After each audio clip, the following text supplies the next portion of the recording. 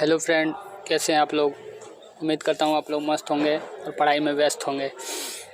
तो आज हम इस टॉपिक पे बात करने वाले हैं जिसमें है unit 2 form of business organisation का यूनिट 2, जिसमें ऑर्गेनाइजेशन क्या है, ऑर्गेनाइजेशन के कितने टाइप हैं। तो चलिए टॉपिक पे डिस्कस करते हैं। पहले तो हम डिस्कस करेंगे ऑर्गेनाइजेशन क्या होता है। ऑर्गेनाइजेशन का मतलब कोई संगठन होता है। जैसे कि आप कोई व्यापार कर रहे हैं तो उसमें ये तो नहीं कि एक ही जगह पे सारा काम होगा, एक ही जगह पे रॉ मटेरियल सब कुछ एक ही जगह पे होंगे, ऐसा थोड़ी ना है। सब जगह अलग अलग होगा। तो उसके लिए एक संगठन बनाई जाती है और इसी संगठन में ये संगठन 4 प्रकार के होते हैं। सोल ट्रेडर ऑर्गेनाइजेशन, जिसे हम सोल प्रोप्राइटरशिप कहते हैं, partnership form of organisation, company form of organisation, cooperative form of organisation.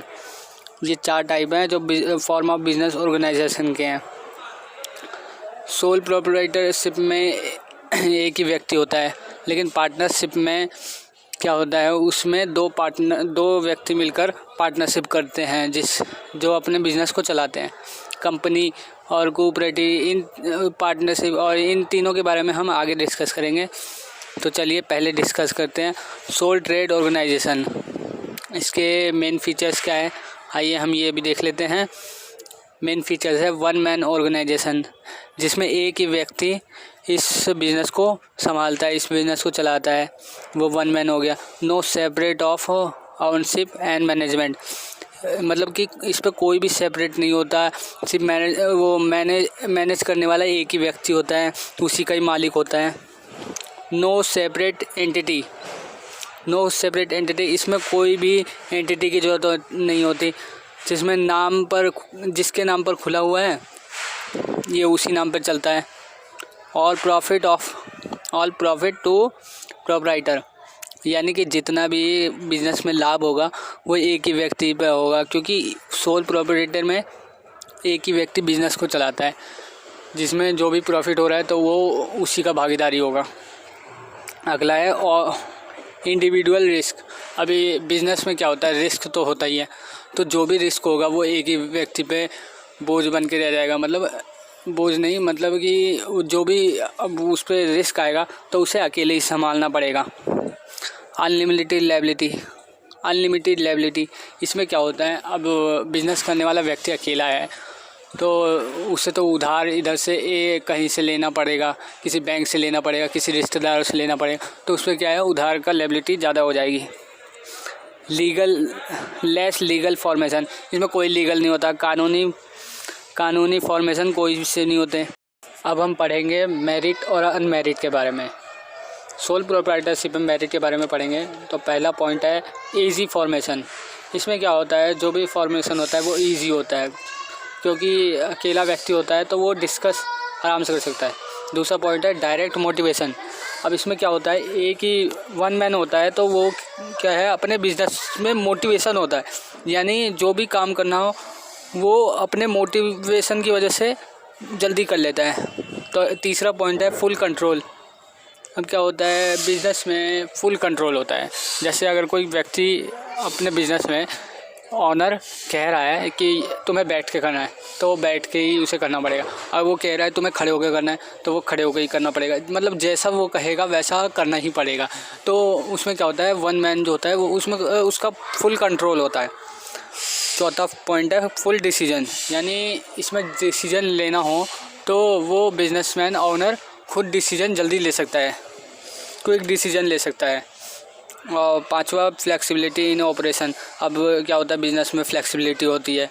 छठा पॉइंट सीक्रेंसी। अब बिज़नेस में एक ही व्यक्ति जो बिज़नेस कर रहा है सोल प्रोप्राइटर में, तो उसको क्या है, अपने सारे सीक्रेट बचा के रखने, मतलब दुबका के रखने पड़ेंगे, किसी को शेयर नहीं करना चाहिए। क्योंकि अब बिज़नेस कैसे चल रहा है, क्या चल रहा है, कहाँ चल रहा है, कैसे क्यों चल रहा है, तो ये सब क्या होता है, इसमें उसे सीक्रेट रखना ही पड़ेगा। क्योंकि अब वो अपना सीक्रेट खोल नहीं सकता ना, तो अब बिज़नेस को आगे बढ़ाना है तो उसको सीक्रेट रखना ही पड़ेंगे। 7वां पॉइंट है पर्सनल टच। बिज़नेस में क्या होता है, पर्सनल टच होता है, यानी उसका रिलेशन सिर्फ उसके बिज़नेस से होता है। उसके मतलब 1 मैन ऑनर अपने बिज़नेस से पूरा टच रहता है।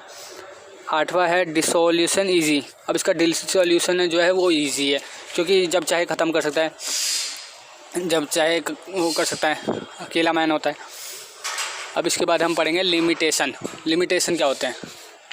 पहला पॉइंट है लिमिटेशन रिसोर्स। लिमिटेशन रिसोर्स में एक वन मैन अपने आराम से लिमिटेड रिसोर्स रख सकता है, जिस प्रकार जैसा दूसरा पॉइंट दिखाया गया है लिमिटेड मैनेजरियल कैपेसिटी। दोनों एक ही टाइप के, मतलब कि लिमिटेशन मैनेजर यानी जो व्यक्ति को जितनी नॉलेज होगी वो उस हिसाब से अपना कर सकता है, तो इसकी क्या है, लिमिट है, लिमिटेड है। अब क्या है तीसरा point, not suitable for large scale operation, यानी लार्ज स्केल ऑपरेशन पे ये सूटेबल नहीं है। चौथा पॉइंट, अनलिमिटेड लायबिलिटी। ये बहुत इसकी कमजोरी है बिजनेस की, क्योंकि क्या होता है लायबिलिटी जो है वो ज़्यादा होती है। अब रिश्तेदारों से भी उधार और वो बैंकों से भी उधार, तो क्या होता है अनलिमिटेड होती है इसकी लायबिलिटी, उधारी। पाँचवा पॉइंट है लेस स्टेबिलिटी। अब इसकी क्या होती है, लेस स्टेबिलिटी होती है, जो पांचवा पॉइंट है। जब मर्जी चाहे ख़त्म कर दो, जब मर्जी चाहे चालू कर दो। ये क्या होता है बिजनेस में जो वन मैन ओनरशिप होता है वो जब मर्जी चाहे इस बिज़नेस को बंद कर सकता है।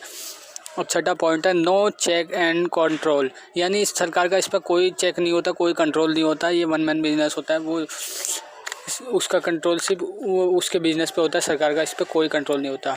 सातवां पॉइंट है less scope for economic of scale, यानी इस पे कोई इकोनॉमिक स्केल की ज़रूरत नहीं पड़ती, इस पे मतलब ज़रूरत का मतलब बहुत कम होती है। और अब नेक्स्ट वीडियो में हम पढ़ेंगे पार्टनरशिप फॉर्म ऑफ ऑर्गेनाइजेशन, इसका दूसरा पॉइंट है। तो अगर आप चैनल में नए हो तो सब्सक्राइब करें, लाइक करें, और ऐसी इन्फॉर्मेशन जानने के लिए मेरे चैनल पे बने रहें। खुश रहिए, सुरक्षित रहिए। Thank you.